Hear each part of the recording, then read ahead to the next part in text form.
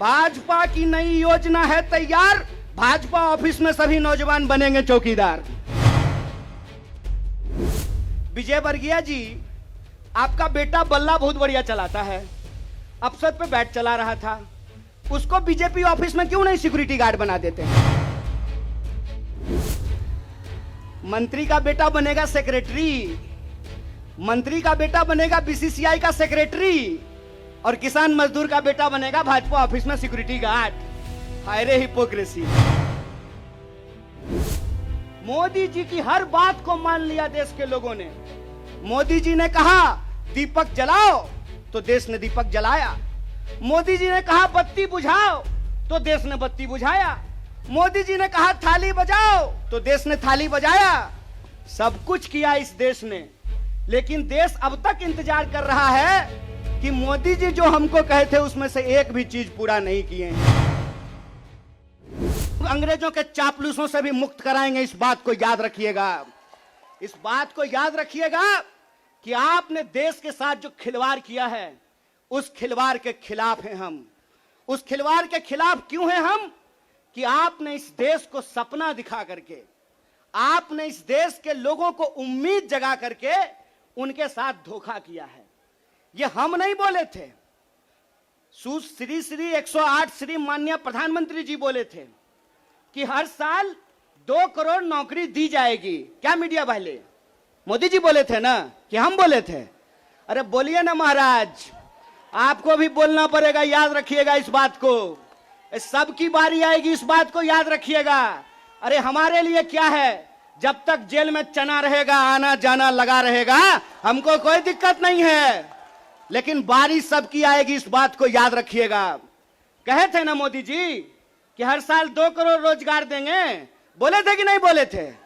अरे बोलिए ना, आप कांग्रेस के कार्यकर्ता हैं, भाजपा के थोड़े हैं कि डर जाएंगे, बोलिए। बोले थे ना, बोले थे ना कि महंगाई कम होगी, बोले थे ना खाते में 15 लाख रुपया आएगा, बोले थे ना अच्छा दिन आएगा। आया क्या? मोदी जी के स्टाइल में पूछूं क्या, आया क्या? अब नया जुमला आया है, अब नया जुमला आया है कि हम अग्निपथ लेकर के आए हैं। एगो भाजपा का नेता ईमानदार है, कैलाश विजयवर्गीय को धन्यवाद देना चाहिए। कम से कम उसने इस देश के नौजवानों की शंका दूर कर दी। उन्होंने बता दिया भाजपा की नई योजना है तैयार, भाजपा ऑफिस में सभी नौजवान बनेंगे चौकीदार। यही योजना है ना। लेकिन मैं कहता हूं विजय वर्गीय जी, आपका बेटा बल्ला बहुत बढ़िया चलाता है, अफसर पे बैट चला रहा था, उसको बीजेपी ऑफिस में क्यों नहीं सिक्योरिटी गार्ड बना देते हैं? मंत्री का बेटा बनेगा सेक्रेटरी, मंत्री का बेटा बनेगा बीसीसीआई का सेक्रेटरी, और किसान मजदूर का बेटा बनेगा भाजपा ऑफिस में सिक्योरिटी गार्ड। हाय रे हिपोक्रेसी। इसी को हिपोक्रेसी कहते हैं ना। और बेईमानी किसको कहते हैं? देश की जनता को लगा कि जब मोदी जी बोल रहे हैं तो सच ही बोलेंगे। मोदी जी की हर बात को मान लिया देश के लोगों ने। मोदी जी ने कहा दीपक जलाओ तो देश ने दीपक जलाया, मोदी जी ने कहा बत्ती बुझाओ तो देश ने बत्ती बुझाया, मोदी जी ने कहा थाली बजाओ तो देश ने थाली बजाया। सब कुछ किया इस देश ने, लेकिन देश अब तक इंतजार कर रहा है कि मोदी जी जो हमको कहे थे उसमें से एक भी चीज पूरा नहीं किए हैं। और ये देश की जो परिस्थिति है, इस परिस्थिति पे मुखर होकर के हमारे नेता बोलते हैं। इस बात का हमको गर्व है कि सरकार के सामने बिना झुके कोई लड़ता है अड़ करके, तो उसका नाम राहुल गांधी है। उसको डराना चाहते हैं, उसको डराना चाहते हैं, उसको झुकाना चाहते हैं। अरे आप कहते हैं मोदी जी मैं भी चौकीदार, मोदी जी के समर्थन में लोग कहते हैं मैं भी चौकीदार। ये चौकीदार नहीं है, ये देश के ठेकेदार हैं। और ये देश के ठेकेदार कैसे हैं? क्योंकि इस देश के लोगों का, उनके भविष्य को ये ठेके पे कर देना चाहते हैं। ये जो अग्निपथ योजना है, इसकी मोटी मोटी बात आप समझ लीजिए। मैं बड़े ध्यान से सारा प्रेस कॉन्फ्रेंस सुन रहा हूं। प्रेस कॉन्फ्रेंस में सरकार जिलेबी की तरह गोल गोल कर रही है हर चीज को, सब कुछ बोल रही है, सब फायदा गिना रही है। हो सकता है कि कोई भाजपा का मंत्री यह भी आकर के कह दे कि अग्निपथ योजना में शामिल होने के बाद आपका बाल नहीं गिरेगा। जिस तरीके से उसके फायदे गिनाए जा रहे हैं, लेकिन असली बात नहीं बताया जा रहा है। एक सिंपल सवाल है, सरकार को इस बात का जवाब देश के नौजवानों को देना चाहिए। क्या सिंपल सवाल है कि जो भर्तियां हो रही थी वो भर्ती होगी कि नहीं होगी? सवाल नंबर एक, सिंपल बात है। पहले आर्मी में हर साल 75,000 कम से कम लोग बहाल होते थे। बाद में बीजेपी ने इसको घटा करके 50,000 कर दिया और पिछले 2 साल में, अब तीसरा साल है, 50,000 लोगों को भी भर्ती नहीं की गई। बहाना क्या दिया गया? बहाना दिया गया कि कोरोना था इसीलिए भर्ती नहीं किए। हाय मोदी जी, कोरोना था तो चुनाव लड़ लिए, बंगाल में जाकर के दीदी ओ दीदी कर लिए, सब जगह चुनाव हो गया, उत्तर प्रदेश का चुनाव हो गया, बुलडोजर बाबा आ गए, लेकिन आर्मी की भर्ती नहीं हुई। यह बेईमानी है कि नहीं है?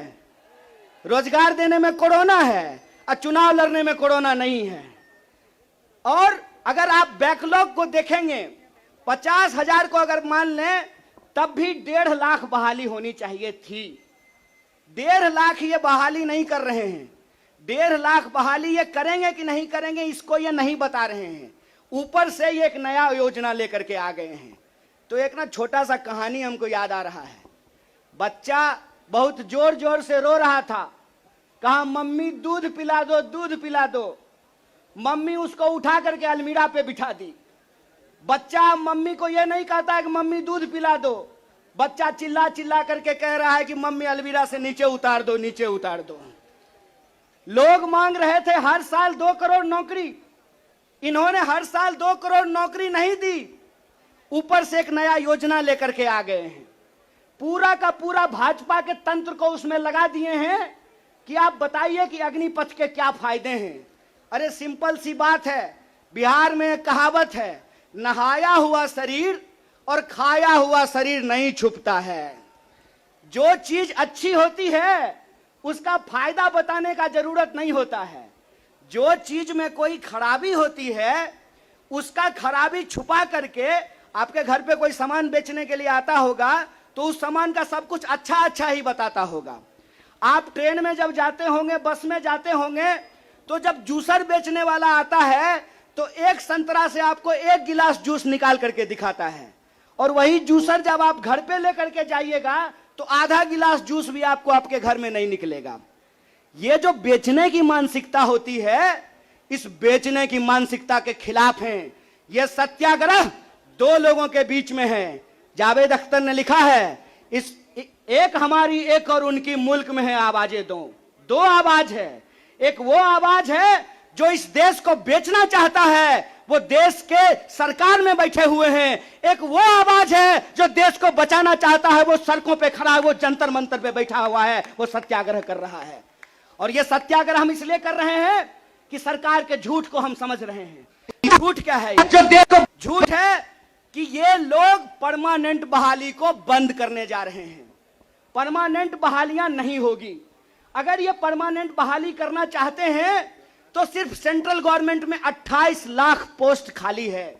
ये परमानेंट बहाली बंद करके ठेकाकरण के फायदे देश को समझा रहे हैं। जब भी देश में कोई ठेकाकरण किया जाता है तो सिर्फ उसका फायदा ही फायदा बताया जाता है। जब भी देश की कोई सार्वजनिक संपत्ति बेची जाती है तो उसका फायदा ही फायदा बताया जाता है। लेकिन इस बात को याद रखिएगा कि देश में अगर सारी सार्वजनिक संपत्तियों को बेच दिया गया तो देश का क्या होगा। एक बार आप इस बात पे विचार कीजिएगा कि अगर एयर इंडिया नहीं रहेगा, अगर नहीं होगा एयर इंडिया, तो क्या करेंगे ज्योतिरादित्य सिंधिया? समझना है कि नहीं समझना है? आप हमको बताइए कि सरकारी रेलवे नहीं होना चाहिए, सरकारी बीएसएनएल नहीं होना चाहिए, इनके हिसाब से सेना में नियमित नौकरी नहीं होनी चाहिए। जब सब कुछ सरकारी नहीं होना चाहिए तो सरकारी प्रधानमंत्री लेकर के ढोल बजाएंगे? फिर सरकारी प्रधानमंत्री भी क्यों होना चाहिए? सरकारी संसद भी क्यों होना चाहिए? देश का मतलब होता है देश की राष्ट्रीय संपत्ति, देश का मतलब होता है देश की राष्ट्रीय सेना, देश का मतलब होता है देश के लोगों का सम्मान।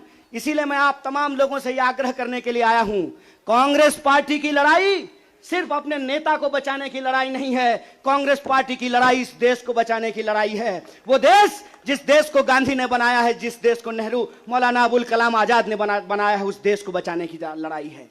कांग्रेस पार्टी को लेकर के भाजपा लगातार प्रचार करती है कि अगर कांग्रेस किसी चीज का विरोध कर रहा है तो सही होगा। तो आप बताइए, हम भाजपा का विरोध करते हैं, देश के संविधान का समर्थन करते हैं, और उस संविधान को हमने बनाया है, कांग्रेस पार्टी ने बनाया है। इसीलिए एक कहावत कही जाती है, जाके पैर न फटे विवाई, वो का जाने पीड़ पड़ाई। जो पार्टी देश को आजादी दिलाई है, वही पार्टी इस देश की आजादी की रक्षा कर सकती है। इसी आशा और उम्मीद के साथ कि सत्य और अहिंसा के रास्ते पर चलेंगे, सत्याग्रह के रास्ते पर चलेंगे, झूठ को हराएंगे। झूठ पे सच भारी है, सत्याग्रह जारी है, यह सत्याग्रह जारी रहेगा। बहुत बहुत शुक्रिया, बहुत बहुत धन्यवाद।